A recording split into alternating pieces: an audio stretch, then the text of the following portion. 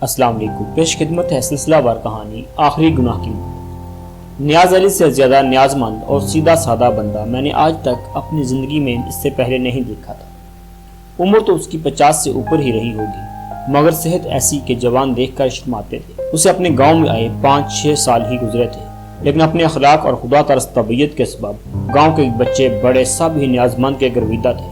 اپنے گھر ہی کے ایک کونے میں اس نے کریانے کی دکان کھول رکھی تھی۔ ہفتے میں ایک دن وہ شہر جاتا، دکان کے لیے سامان لے آتا۔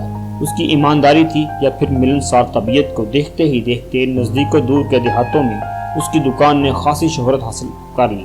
لوگ قریبی دیہاتوں سے نیاز دی ہٹی پر سامان لینے آیا کرتے۔ نیاز نے منافع اتنا ہی کم رکھا تھا کہ کوئی اور اتنے کم منافع پر دکان ہی چلا ہی نہ سکتا۔ شاید اس کا سبب اس کا اکیلا ہونا رہا ہو۔ نیاز کا کوئی خاندان، گھر بار، مائی باپ، بیوی بچے کچھ بھی نہیں تھا، اور کسی نے کبھی جاننے کی کوشش کی تو اس نے ہنس کر ٹال دیا۔ لوگ اس کے متعلق خود ہی اندازہ قائم کر لیتے۔ کوئی کہتا اس کے منگیتر کسی اور کے ساتھ بھاگ گئی تھی۔ اس کی بے وفائی کا اثر نیاز نے اتنی شدت سے قبول کیا کہ دوبارہ کبھی عورت کے نزدیک نہ پھٹکا۔ کوئی اس کی بیوی کے مر جانے کی کہانی سناتا۔ حقیقت کیا تھی؟ اس کا علم نیاز علی کو تھا یا پھر خدا کی ذات کو؟ آہستہ آہستہ لوگوں نے اس کی ذات میں دلچسپی لینا ہی چھوڑ دی۔ اس مرتبہ جب وہ شہر گیا تو 5-6 روز کے بعد واپس لوٹا۔ گاؤں بار میں پھر چیمگوئیوں کا سلسلہ شروع ہو گیا، لیکن نیاز نے اپنے گاہکوں کو بتایا کہ وہ دراصل دمڑی شاہ کے عرس پر چلا گیا تھا۔ اس نے کوئی منت مان رکھی تھی جسے پورا کرنا چاہتا تھا۔ شہر سے واپس لوٹے اسے دوسرا دن تھا جب لوگوں نے پہلی مرتبہ پولیس کا ایک ٹرک اور ایک جیپ اس طرف آتے دیکھی۔ اس سے پہلے گاؤں میں اول تو پولیس آتی ہی نہیں تھی۔ اگر تھانے والوں کو کوئی شخص مطلوب ہوتا تو نمبردار کو اطلاع بھیج دی جاتی اور پولیس کے 2-3 سپاہی اس کے ڈیرے پر آ کر متعلقہ شخص کو تھانے لے جاتے۔ اتنی بڑی تعداد میں پولیس کو دیکھ کر گاؤں والے دہشت زدہ ہو گئے۔ نمبردار جو کسی کام سے کچہری جا رہا تھا سہم کا رک گیا۔ جیپ اس کے مکان کے دروازے کے سامنے آ کر ٹھہر گئی، جبکہ ٹرک سے اترنے والے پولیس کے جوانوں نے سارے گاؤں کو گھیرے میں لے لیا تھا۔ کیا بات ہے انسپکٹر صاحب، یہ سب کیا ہو رہا ہے؟ نمبردار نے ہمت کر کے انسپکٹر سے دریافت کیا۔ نبی خان، مجھے افسوس ہے کہ آج اس گاؤں کی پرانی ریت ٹوٹ رہی ہے، لیکن میں مجبور ہوں، ہمیں ایک خطرناک مفرور قاتل کو گرفتار کرنا ہے۔ کون ہے وہ؟ نیاز علی، انسپکٹر نے اطمینان سے جواب دیا۔ تمہارا دماغ تو صحیح ہے، نمبردار کے منہ سے بے اختیار نکل گیا۔ ہاں، انسپکٹر نے کہا، ایک بات کا خیال رکھنا کہ پولیس کے کام میں رکاوٹ ڈالنے کی کوشش پر میرا دماغ خراب بھی ہو سکتا ہے۔ کسی اور موقع پر اگر تھانے دار اس لہجے میں بات کرتا تو نبی خان اس کی تسلی کروا کر ہی واپس لوٹاتا۔ وہ کوئی ایسا گرا پڑا نمبردار نہیں تھا، 150 مربع زمین کا مالک تھا، اور نمبرداری بھی پشت در پشت ان کے خاندان میں منتقل ہوتی آ رہی تھی۔ لیکن پولیس کی تعداد اور انسپکٹر کے رویے نے اسے خاموش رہنے کی کو مسلط جاننے پر مجبور کر دیا۔ آؤ میرے ساتھ، تمہیں ضرور کوئی غلط فہمی ہوئی ہے، غصے سے کھولتے ہوئے نمبردار نے انسپکٹر سے کہا۔ دونوں 5 مسلح سپاہیوں کے ساتھ نیاز علی کی دکان پر پہنچے۔ نیاز علی نے پولیس کو اس طرف آتے دیکھ کر کسی رد عمل کا اظہار نہیں کیا۔ سب لوگ دکان کے سامنے آ کر کھڑے ہو گئے۔ اتنا جلوس ساتھ لانے کی کیا ضرورت تھی تھانے دار؟ نیاز علی نے کہا، میں آج شام تک خود ہی پیش ہو جاتا، کیونکہ میرا کام اب ختم ہو گیا ہے۔ پولیس کبھی میری گرد کو چھوٹ بھی نہ سکتی۔ تم جانتے ہو میں پولیس کے اس جلوس سے ڈرنے والا نہیں، لیکن اب میں خون خرابہ نہیں چاہتا۔ نیاز علی کے سامنے انسپکٹر یوں سر جھکائے کھڑا تھا جیسے وہ خود مجرم ہو۔ نمبردار صاحب، اس گاؤں میں پولیس آنے کا مجھے بہت افسوس ہے، لیکن سب لوگ جانتے ہیں میں نے یہاں کیسی زندگی گزاری ہے۔ آج میں اس کھیل کو آج شام تک ختم کر دیتا، لیکن یہ لوگ کارگزاری دکھانے کی شوق میں صبح ہی کو چلے آئے۔ بہرحال مجھے افسوس ہے اور میں آپ سے اور سارے گاؤں سے معافی چاہتا ہوں، اس نے نمبردار نبی خان کو مخاطب کرتے ہوئے کہا۔ نیاز علی، تم؟ نمبردار نے حیرت سے اس کی طرف دیکھا۔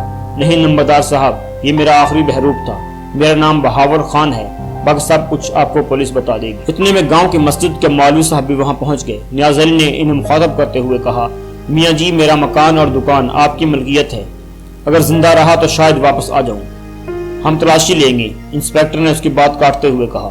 شوق سے نیاز علی بولا۔ مولوی صاحب اور نمبردار ایک ٹک اس کا منہ دیکھ رہے تھے۔ انسپکٹر کے اشارے پر پولیس کے ایک جوان نے نیاز علی کو ہتھ کڑی پہنا دی اور باقی لوگ اس کے مکان اور دکان کی تلاشی لینے لگے۔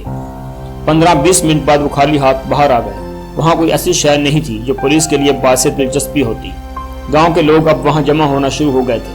ان میں سے کوئی بھی یہ ماننے کو تیار نہیں تھا کہ نیاز علی دراصل مفرور بہاول خان ہے۔ وہ لوگ اسے اب بھی بے گناہ اور وہ سیدھا سادہ دکاندار ہی جان رہے تھے۔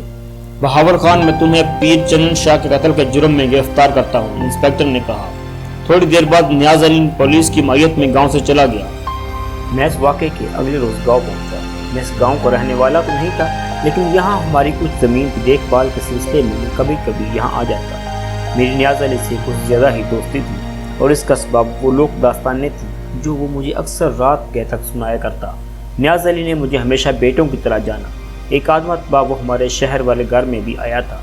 मेरे वालिद साहब जो अक्सर बीमार रहते थे, इससे मिलकर इतने खुश हुए कि मुझे कई दफ़ा दोबारा मुलाकात के लिए कह चुके थे। गांव पहुंचकर जब मुझे इल्म हुआ कि नियाज अली तो एक मफरूर कातल था जिसे पुलिस जनरल शाह के कत्ल के जुर्म में गिरफ्तार करके ले गई है, तो मेरे दिल को दचका सा लगा। लेकिन बड़ी अजीब बात थी कि यहाँ कोई भी उसे कातल मानने के लिए तैयार नहीं था। इन लोगों में मैं भी शामिल हूँ। मैं जब भी गाँव आता 2-3 रोज़ गुजार कर ही जाया करता था, लेकिन इस मरतबा मैंने एक रात भी कांटों के सेज पर गुजारी। अगले ही रोज़ मैं मौलवी साहब को मिलकर रुखसत हो गया। दमे रुखसत मौलवी साहब ने पुरजोर तकाजा किया मैं जितनी जल्दी मुमकिन हो उससे मुलाकात करके असलियत जानने की कोशिश की। गांव के लोगों ने मुझे यकीन दिलाया था कि वो सब नियाज अली के लिए आखिरी हद तक कानून की जंग लड़ेंगे। मौलवी साहब से चूँकि उसकी खासी दोस्ती थी, इसलिए उनका ये इसरार रहा मैं पुलिस रिमांड के दौरान ही उससे मुलाकात करूँ। मेरे वालिद रिटायर्ड पुलिस ऑफिसर थे और मौलवी साहब को यकीन था कि वो अपने साहबका असर और रसूख से काम लेकर मेरी और नियाज अली की मुलाकात का एहतमाम करवा देंगे। वो ना भी कहते तो भी मैं नियाज अली से ज़रूर मिलता। मैं इन्हें मुतमईन करके वापस लौट आया। इतनी जल्दी गांव से वापस लौटने पर वालिद साहब हैरान रह गए। उन्होंने सबब दरियाफ्त किया तो मैंने उन्हें ताज़ा वाक़े से आगाह कर दिया। वालिद साहब ने अपने जहन पर जोर देकर बताया कि बहावल खान नामी एक शख्स वाकई मफरूर रहा है। उसका नाम उन्होंने किसी थाने में सुना था, लेकिन उसकी कोई तस्वीर पुलिस के रिकॉर्ड में मौजूद ना होने की वजह से उसे पहचानते नहीं हैं। मैंने कहा अव्वल तो वो कोई इश्तिहारी नहीं, अगर है तो ज़रूर उसका कोई सबब होगा जो मैं ज़रूर जान कर रहूँगा। वालिद साहब ने पुलिस वालों की तरह पहले तो मुझे ऐसे इश्तिहारी से दूर रहने की नसीहत की, लेकिन बिलाखिर मेरे ज़िद के आगे हथियार डाल दिए। दौरान रिमांड उन्होंने मुझे नियाज से मिलने की इजाज़त ना दी। जब उसका पुलिस रिमांड ख़त्म हो गया और उसे जेल भेज दिया गया तो मैं उससे मुलाकात करने चला गया। जेल सुपरिटेंडेंट वालिद साहब का कोई दोस्त था, उसने मुझे खुसूसी मुलाकात की इजाज़त दे दी। मैं जब जेल की कोठरी में उससे मिलने पहुंचा तो अचानक मुझे वहां देखकर नियाज अली हैरत ज़दा रह गया। तुम यहाँ? नियाज अली ने कहा, बेटा तुम्हें यहाँ नहीं आना चाहिए था। ये कोई ऐसी जगह नहीं यहाँ तुम जैसे पढ़े लिखे नौजवान आए। ये ना कहो चाचा नियाज अली, तुम यहाँ भी होते मैं तुम्हें वहाँ ज़रूर मिलने आता। हम कुछ देर इधर उधर की बातें करते रहे, फिर मैंने उससे पूछ ही लिया क्या वो वाकई वही बहावल खान इश्तिहारी है जिसके कारनामों से पुलिस की फाइल भरे पड़े हैं। दोस्तों, ये थी हमारी आज की एपिसोड। जाने से पहले इस वीडियो को लाइक करें। अगर अभी तक आपने चैनल को सब्सक्राइब नहीं किया तो चैनल को सब्सक्राइब करके वीडियो को शेयर कर दें।